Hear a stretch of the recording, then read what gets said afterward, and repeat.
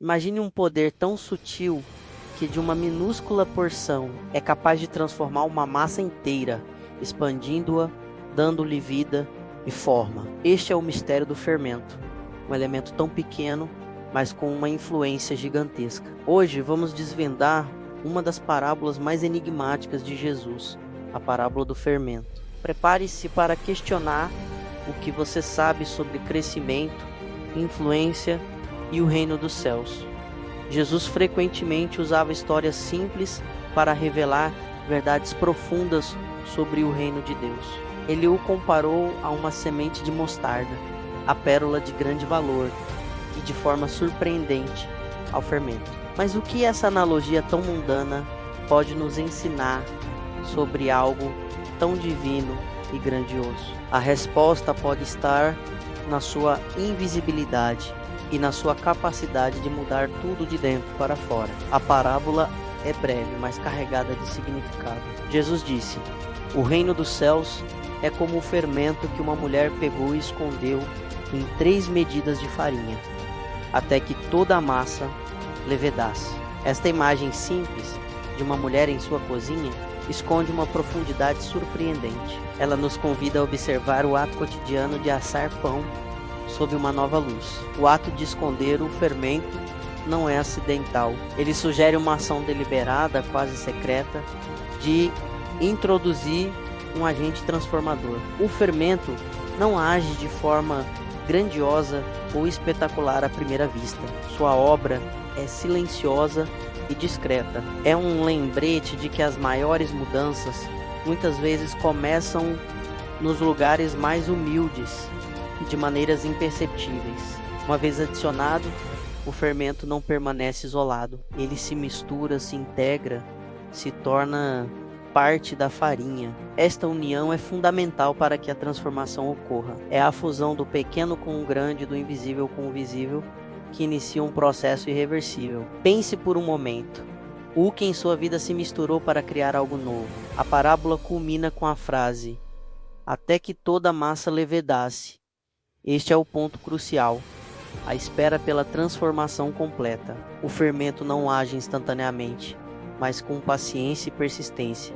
Ele permeia cada parte da massa. Este processo de levedar é o cerne da parábola, mostrando um crescimento que é tanto interno quanto externo. Antes de mergulharmos nas interpretações mais profundas e até controversas desta parábola, quero fazer um pedido. Se você está intrigado com os mistérios das Escrituras e deseja explorar mais verdades ocultas conosco, por favor, clique no botão de se inscrever e ative o sininho. Sua inscrição nos ajuda a continuar desvendando esses segredos e a levar conhecimento a mais pessoas.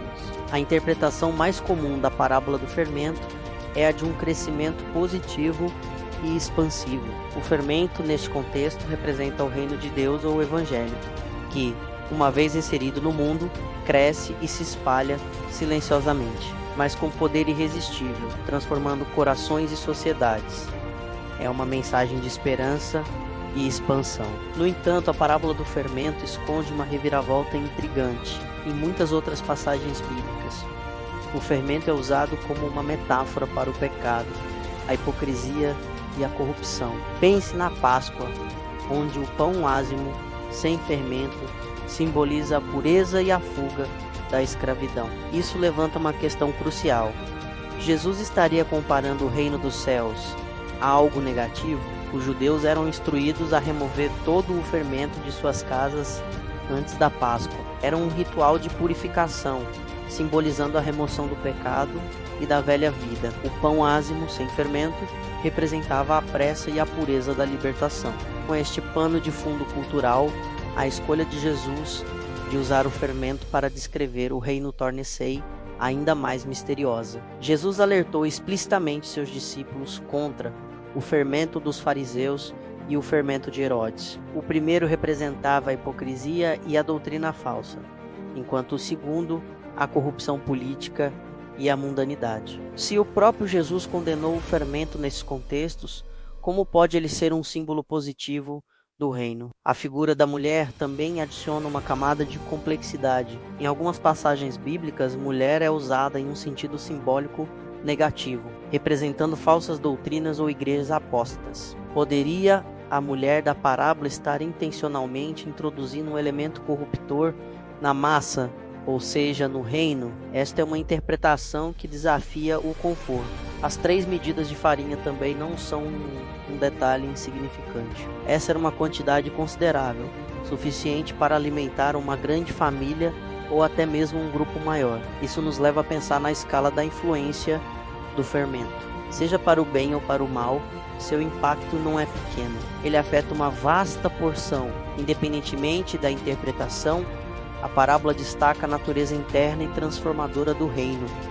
Ele não vem com sinais visíveis e espetaculares, mas age de forma silenciosa e gradual, permeando a vida de cada indivíduo e, por extensão, a sociedade. É uma mudança que começa no íntimo e se manifesta no todo. O fermento é um agente de influência. Ele não apenas muda a massa transforma completamente.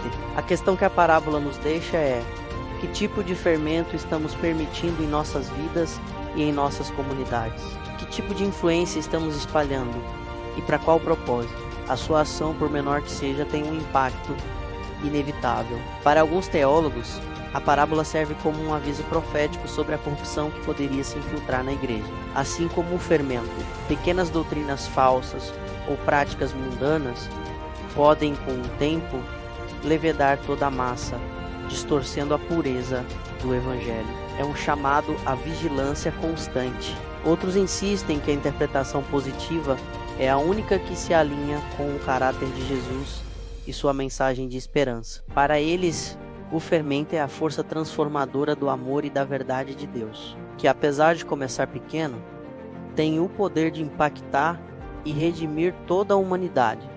É uma promessa de vitória. Talvez a maior lição seja a natureza discreta e muitas vezes invisível da obra de Deus. O reino não se manifesta com estrondo, mas através de ações simples. Palavras gentis e atos de serviço que, como um fermento, agem de forma silenciosa, mas com um poder transformador que ultrapassa nossa compreensão. Ainda sobre as 3 medidas de farinha, alguns estudiosos apontam para a simbologia do número 3, a Trindade, a ressurreição no 3º dia, ou até mesmo a plenitude. Se o fermento permeia 3 medidas, ele estaria atingindo a totalidade, a completude. Assim, o reino de Deus alcançaria e transformaria a totalidade da existência humana. Em última análise, a parábola nos convida a uma autorreflexão profunda. Que tipo de fermento você carrega dentro de si? Que tipo de influência você está espalhando no mundo ao seu redor? Suas palavras, suas ações, suas crenças, elas estão levedando a massa para o bem, para a pureza ou para algo que corrompe? Esta parábola, em qualquer de suas interpretações, reitera o poder dos pequenos começos. Uma minúscula porção de fermento, uma semente de mostarda, um simples ato de fé. Nunca subestime o impacto que algo aparentemente insignificante pode ter quando permeia e transforma um todo. A beleza das parábolas de Jesus reside em sua capacidade de nos fazer pensar, de nos desafiar.